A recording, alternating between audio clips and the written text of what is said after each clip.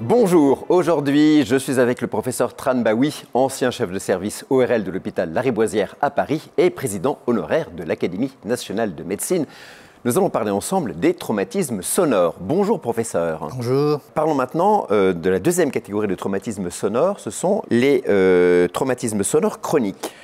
Alors là, les traumatismes sonores chroniques sont différents. Ils sont liés à une exposition de sons bien sûr forts, mais surtout répétés et de façon prolongée. C'est ce qu'on appelle les nuisances sonores, dont l'incidence est tout à fait importante. Il faut savoir que dans nos sociétés, les nuisances sonores représentent le deuxième facteur environnemental responsable de dégâts sanitaires, après la pollution atmosphérique, bien sûr. Comment se manifeste l'effet de ces nuisances sonores sur l'audition? Alors, elles s'observent essentiellement en milieu professionnel et se traduisent par une espèce de fatigue auditive, avec bien sûr là encore des acouphènes et des manifestations générales qui ne sont pas négligeables, qu'il s'agisse de stress, de troubles du sommeil, voire même de poussées hypertensives.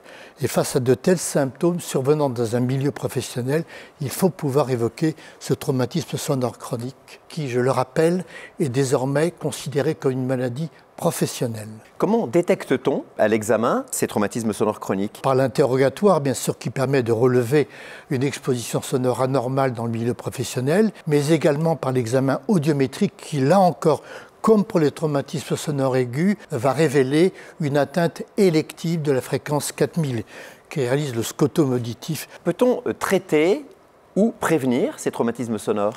Alors malheureusement, une fois la surdité installée, il n'y a plus de traitement médical. Et ceci permet d'insister sur le traitement préventif, qui va reposer sur une insonorisation ou une diminution de l'ambiance sonore professionnelle, sur le port de casques anti-bruit et surtout sur des contrôles audiométriques réguliers, annuels ou biannuels, permettant de détecter une atteinte précoce de l'audition. Professeur, merci beaucoup pour ces explications.